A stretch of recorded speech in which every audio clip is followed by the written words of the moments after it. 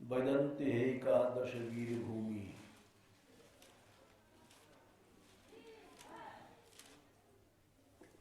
ये सब समझ जाना ही भक्ति है, क्योंकि इसको नीरस विषय नहीं समझना चाहिए। श्रीमद् भागवत कृष्ण रूप है,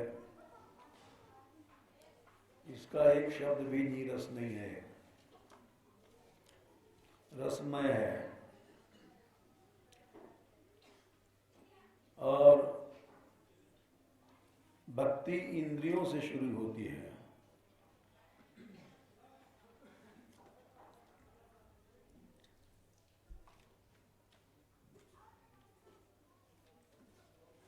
अनुश्रवी कर्मणाम देवानाम गुणलिंगानाम, कपिल भगवान ने कहा है, सत्व एवैक मनसो वृत्ति स्वभाव की तुया। हमारी इंद्रियों की, कर्मेंद्रिय हो चाहे ज्ञानेंद्रिय हो, वो और मन, इनका स्वाभाविक प्रवाह कृष्ण की ओर हो गया, बस उसी को भक्ति कहते हैं।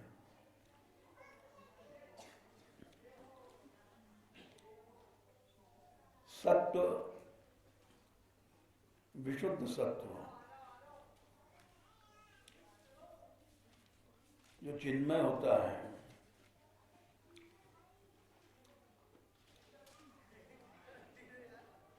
वसुदेव शब्दितम, विशुद्ध सत्वम वसुदेव शब्दितम, यदि ते तत्र पुमान अपावृतः।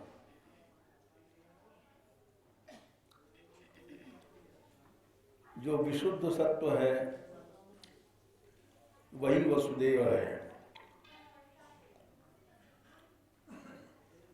और वहां पर भगवान का अनावरण रूप से दर्शन होता है। अपावृत कोई आवरण नहीं है। माया, सतोगुण, रजोगुण, तमोगुण, ये सब कुछ नहीं है वहां।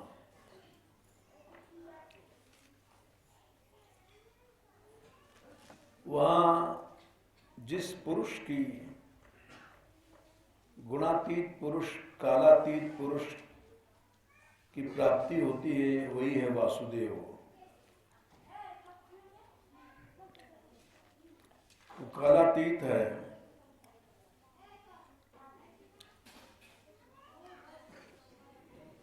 दशरथ जी ने पूर्व जन्म में स्वयंभू मनु थे,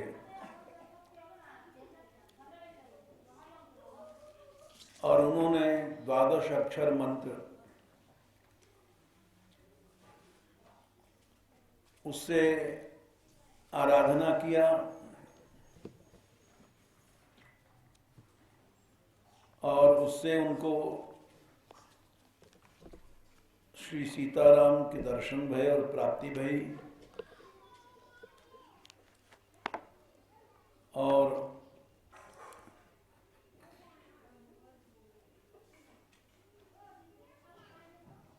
भगवान के पिता होने का सौभाग्य मिला।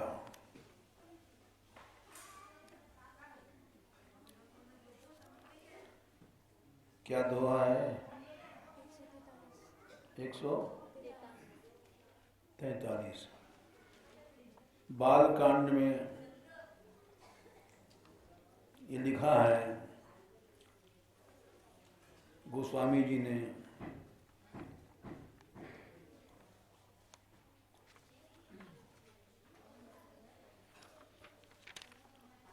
वासुदेव की उपासना 143 143 बालकांड। 12 अक्षर मंत्र पुनि जपहि सहित अनुराग, वासुदेव पद पंकज, दंपति मन अतिलाभ।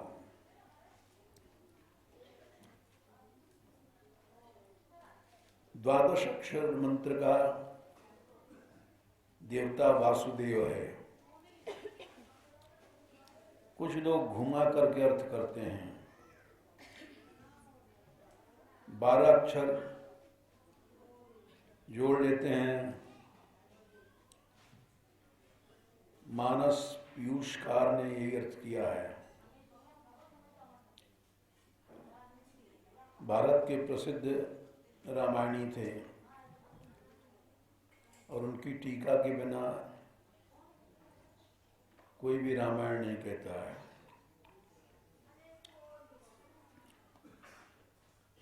तो उन्होंने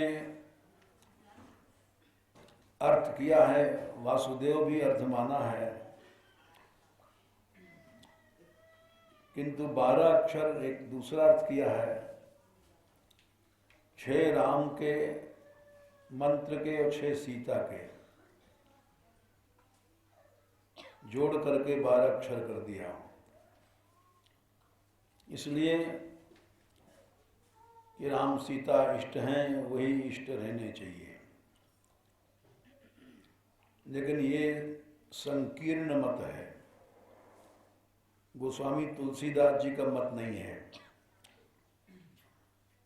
उनसे हट करके अर्थ किया गया। वासुदेव मंत्र का इष्ट वासुदेव है, 6 12 नहीं। 12 अक्षर मंत्र पुनि जपहि सहति अनुराग, उस मंत्र का देवता वासुदेव है। वासुदेव, प्रश्न आता है कि उस समय कृष्णावतार नहीं था, कृष्णावतार पीछे हुआ है। तो इसका उत्तर ये है कि अवतार काल सदा अवतार होते आए हैं, होते रहेंगे। अवतार काल के अधीन नहीं होते हैं। निज इच्छा निर्मित तनु, माया गुण गोपार। निज इच्छा के अधीन है भगवान का अवतार। माया उसके गुण और इंद्रियों से पार, वो कालातीत पुरुष है। इसीलिए वासुदेव पुरुष की उपासना ही, वासुदेव पुरुष ही उस मंत्र का अधिष्ठाता है जो गोस्वामी जी लिख रहे हैं। वासुदेव पद पंकुर दंपति मन अति लाभ। उस मंत्र का इष्ट वासुदेव है। वासुदेव कौन है? जो काल से अतीत है। सत्वम विशुद्धम वसुदेव शब्दितम, चौथे स्कंद में शंकर जी ने कहा है 4:3-23। वासुदेव है कौन? व्याकरण से वसुदेवस्य अपत्यम पुमान, अपत्यादि प्रकरण में जो पुरुष है वसुदेव का लड़का श्री कृष्ण, वो वासुदेव है। वो कालातीत है, त्रेता द्वापर से कोई संबंध नहीं है। इसीलिए सत्वम विशुद्धम वसुदेव शब्दितम, विशुद्ध सत्व ही वसुदेव है।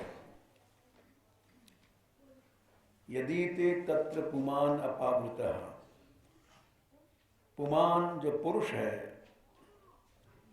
कालातीत पुरुष, यदि ते जहां पर उसकी प्रतीति होती है, प्राप्ति होती है, अपावृत माया के आवरण से रहित।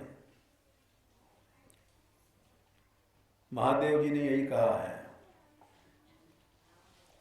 मैं उस वासुदेव का प्रणाम करता हूं।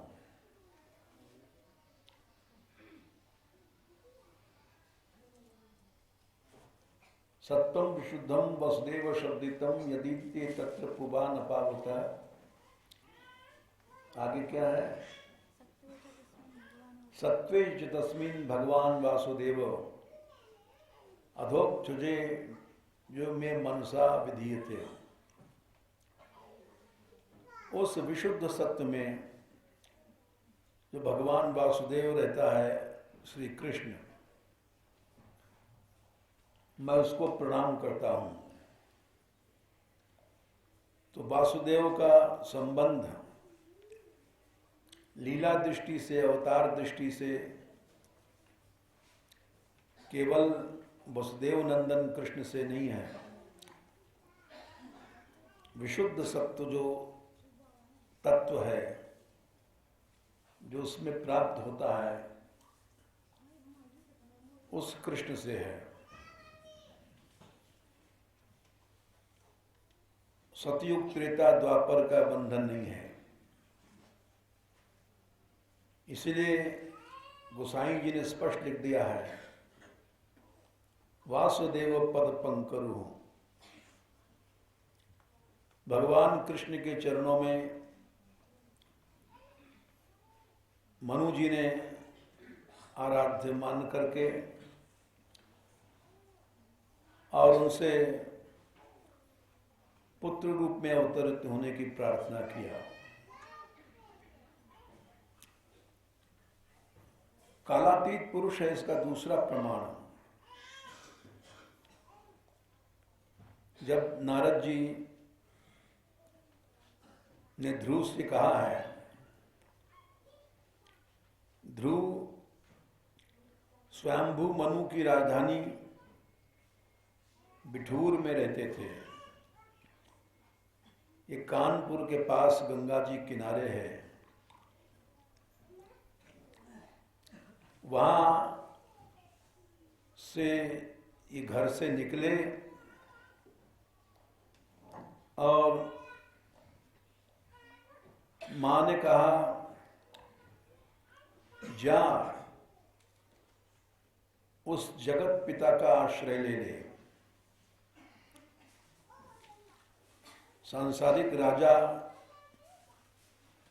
तेरे पिता उत्तानपाद तो छोटी चीज है। मोक्ष भी मृग पदाब्ज पद्धति, बड़े बड़े मुमुक्षु लोग जिसके चरण चिन्ह को ढूंढा करते हैं, मिल नहीं पाता है। मृग्य माने ढूंढने योग्य है, मिला नहीं है, तो हमको कैसे मिलेगा? तुझको मिलेगा, जरूर मिलेगा, क्योंकि उसमें एक गुण है वात्सल्य। तमेव वत्साश्रय भृत्य वत्सलम मुमुक्ष भीर मृग्य पदाब्ज पद्धतिम। बड़ा कठिन है इसका मिलना। मुमुक्षु लोग ढूंढा करते हैं, आज तक ढूंढ रहे हैं, लेकिन मिल जाएगा, क्योंकि उसमें वात्सल्य गुण बहुत है। कैसे मिलेगा? अनन्य भावे निज धर्म भाविते। अनन्य भावना तू कर, मन में अनन्य बन जा। मन में अनन्य हम कैसे बनेंगे? बस अनन्य बना और जीव भगवान मिले। हम जैसे लोग मन से अनन्य नहीं बनते हैं, क्योंकि मन को अलग मान बैठे हैं, इंद्रियों को अलग मान बैठे हैं। इंद्रियों से कामाचार इंद्रियों के अधीन होकर करते हैं और भक्त बन जाते हैं। याद रखो, देवानाम गुणलिंगानाम आनुश्रपी कर्मणाम, कपिल भगवान ने कहा, माताजी भक्ति तो शुरू में ही हम लोग खंडित कर देते हैं। लड्डू दास, पेड़ा दास, कचौड़ी दास इंद्रियों के लिए भटकते रहते हैं। 60 साल पहले जब हम यहाँ ब्रज में आए थे पहले, तो एक महात्मा थे हाथी बाबा। वहाँ टीला बदल गया, बिल्डिंगें बन गई। पहले रमण रेती में कोई बिल्डिंग नहीं थी, अब तो टीला भी कट गया। वो टीले पर वो रहते थे, बड़े विरक्त थे। और एक झान के नीचे एक तखत पड़ा था। उस तखत पर कौपीन लंगोट लगा के पड़े रहते थे। बड़ा विशाल शरीर था उनका, हाथी बाबा नाम था। विशाल शरीर होने के कारण बड़े विरक्त थे। हम जब ब्रज में आए थे तो नामी महात्माओं के दर्शन करने की इच्छा रहती थी, वहां भी गए। देखा एक विशाल स्थूल शरीर का पुरुष पड़ा है। हमने प्रणाम किया, देखा उन्होंने, बोले कहाँ से आया है? हमने कहा मैं आया हूं बहुत दूर से, प्रयाग से। क्या साधु बन गया है? बन तो नहीं गया, बनना चाहता हूं। हमारे पास क्यों आया? कुछ आपकी शिक्षा लेने के लिए।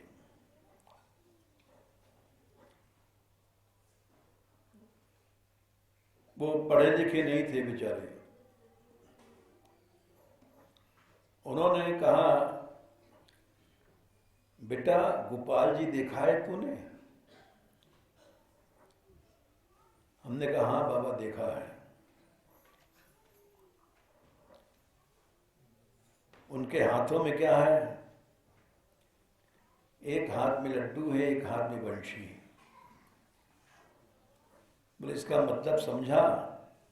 हमने कहा आप समझाइए।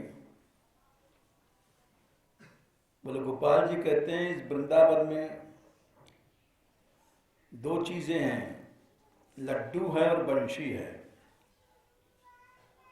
या लड्डू ले लो या बंशी ले लो। ज्यादातर यहां साधु बनने जो आते हैं वो लड्डुओं में लुढ़क जाते हैं। आज कहाँ पंगत है, कहाँ चिट्ठी है, बंशी नहीं मिलती। लड्डुओं से बच जाओगे तो बंशी मिल जाएगी। ये उन्होंने हमको उपदेश दिया था। यही उपदेश हमारे गुरुदेव थे बाबा प्रियाशंकर जी महाराज, उन्होंने दिया था। हम मधुकरी मांगते थे तो उन्होंने कहा था तुम केवल मधुकरी मांगते रहो, 12 साल तक सिद्ध हो जाओगे। लेकिन मधुकरी को पेट भरने का साधन नहीं, वृत्ति बना लो अपनी। जो भिक्षा मिलेगा वही खाएंगे। आज यहाँ पंगत है, आज वहाँ चले, ये सब नहीं चलेगा। तो हमने भिक्षा मांगी और जिस ढंग से उन्होंने कहा उसी ढंग से मांगी। यहाँ तक कि श्री जी के मंदिर भी नहीं जाते थे हम पंगत में। बड़े बड़ी पंगतें होती थी, बड़े बड़े महापुरुष लोग बुलाते थे, लेकिन बाबा ने शिक्षा दिया था उसी वृत्ति पर रहे हम। सिद्ध तो नहीं बने, लेकिन इतना अवश्य है कि ब्रजवासियों का ही हमको अन्न बिना मांगे आ जाता है। बीमार हैं तब भी ब्रजवासियों के ही शुद्ध अन्न से ये सब काम चल रहा है। ब्रजवासियों के सहयोग से यात्रा चल रही है। कहीं भी आज तक 2 पैसा न मांगना पड़ा, न चंदा करना पड़ा, न आशा करना पड़ा। तो ये भी एक तरह की सिद्धि मान लिया जाए तो कोई बुरी बात नहीं है। उपनिषदों में लिखा है, तपः श्रद्धे ये युपवसन्त्यरण्ये शांता विद्वांसो भैक्षचर्याम चरन्तः। तपस्या और श्रद्धा उपासना के साथ जो करते हैं भिक्षा मांगते हुए, ते सूरद्वारेण विरजा प्रयान्ति, वो अर्चिरादि गति से भगवत धाम जाते हैं। यत्रामृतः पुरुषो हि अप्यात्मा, जहां अप्यात्मा पुरुष भगवान रहता है। तो अगर मनुष्य शुद्ध अन्न खाता है भिक्षावृत्ति का, पेट भरने के लिए नहीं, अपनी पवित्र वृत्ति समझ करके, तो ये वेद का वाक्य है, वो विरज हो जाएगा और भगवत धाम पहुंचाएगा। ये इसलिए कहा हमने, हाथी बाबा ने कहा था कि वृंदावन में लड्डू लुढ़कते हैं और सबको लुढ़का देते हैं। इंद्रियों का अनुराग भगवान से दूर कर देता है, ये समझना चाहिए। इसलिए इस श्लोक को हम 2-3 दिन से ले रहे हैं। इंद्रियों का व्यवहार ही हमारा मन है। एकादशासन मनसो वृत्तया, मन की वृत्तियां 11 हैं।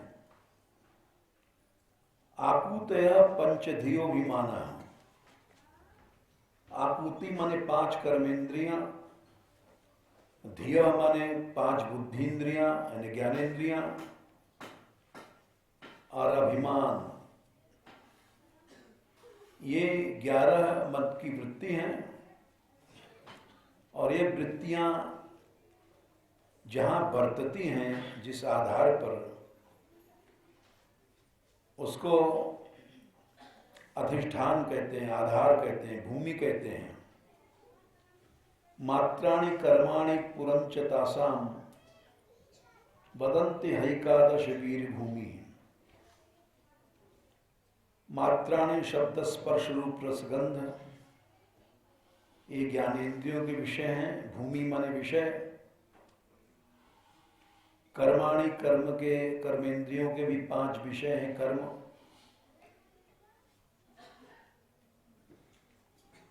वदन्ति एकादश, और पुरम माने शरीर, ये अभिमान की वृत्ति है। 11 विषय हैं। अब हम किसी चीज को एक 12वीं वृत्ति और इसमें बताते हैं, अहंता की बेटी ममता। गंधाकृति स्पर्श रसश्रवांसी विसर्ग रत्यर्त्यभिजल्प शिल्पा एकादशम स्वीकरणम ममेति शय्यामहं द्वादशम एक बाहु। शब्द स्पर्श रूप रसगंध, ये 5 विषय तो है ही हैं। विसर्ग रत्यर्थ अभिजल्प शिल्पा, मलमूत्र छोड़ना विसर्ग है। रति विषयानंद, यानी शिश्न में इंद्रिय में 2 इंद्रियां हैं, त्वग इंद्रिय भी है और रति की इंद्रिय है, इसलिए वो सबसे ज्यादा बलवान है। मनुष्य ब्रह्मचर्य नहीं रख पाता क्योंकि 2 इंजन लगे हुए हैं। जैसे पहाड़ पर गाड़ी चलती है तो एक इंजन आगे एक इंजन पीछे, 2 इंजन लगता है। वैसे भोग में 2 इंद्रियां लगती हैं, त्वग इंद्रिय और रति इंद्रिय, एक ज्ञानेन्द्रिय एक कर्मेंद्रिय, 2 इंद्रियां लगती हैं तब भोग होता है। विसर्ग रत्यर्थ विजल्प शिल्पा, विसर्ग माने मलमूत्र छोड़ना, रति माने विषय भोग, अर्ति माने जाना पांव, अभिजल्प बोलना, शिल्प माने काम करना हाथों से। ये 5 कर्मेंद्रियों के विषय हैं। एकादशम स्वीकरणम ममेति, और 11वां विषय है ममता का। हम किसी चीज को अपना मान लेते हैं। ये मकान हमारा, ये स्त्री हमारी, बेटा हमारा, हम लोग साधु बन गए, लोटा हमारा, कमंडल हमारा। किसी भी वस्तु में ममता हो गई तो वो संसार है। शय्यामहं द्वादशम, 12वीं वृत्ति अहंता है। यानी अहंता के 2 भेद हो गए, अहंता ममता। उसको अलग कर दो तो 11-12 हो गया, अलग न करो तो अहंता की बेटी ममता मान लो। एकादशम स्वीकरणम ममेति शय्यामहं द्वादशम एक बाहु। एक कौपीन को भी हम अपना मान लेते हैं, लंगोट को, तो वो भी संसार है, ममता है। इसका प्रमाण ले लो।